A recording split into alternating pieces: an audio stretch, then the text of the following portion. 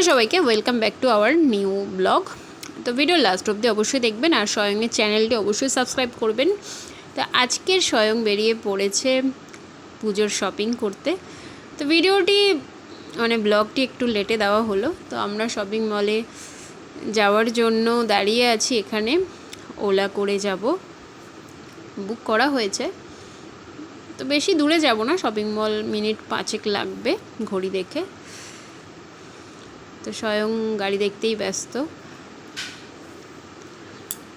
এই ফাঁকে আমাদের গাড়ি চলেও এসেছিল আর আমরা গাড়ি থেকে নেমে শপিং মলে চলে এসেছি। প্রচণ্ড ভিড়, একদম পুজো চলে এসেছে কাছেই, 5 দিন বাকি।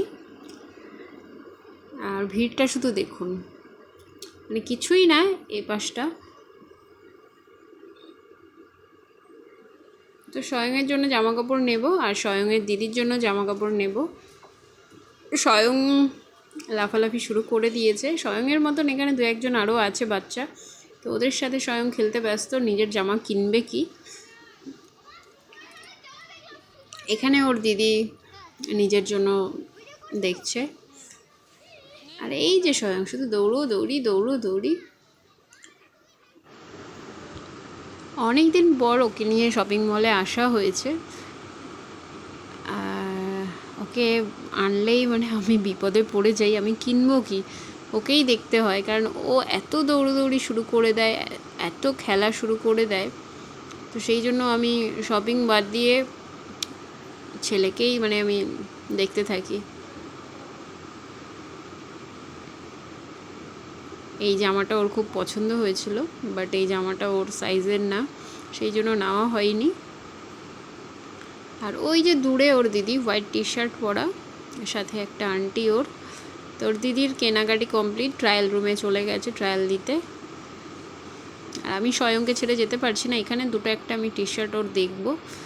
একটা ব্লু কালারের টি শার্ট, যেটা সুপারম্যান, যেটা দেখে স্বয়ংয়ের খুব পছন্দ হয়েছিল, তো ওটা ওর নেবে। আর ওর দিদিভাই ট্রায়াল রুমের দিকে চলে যাচ্ছে। আর স্বয়ংকে ট্রায়াল দেবো কি, ও দৌড়ে পালালো ওইদিকে, আবার এসেছে।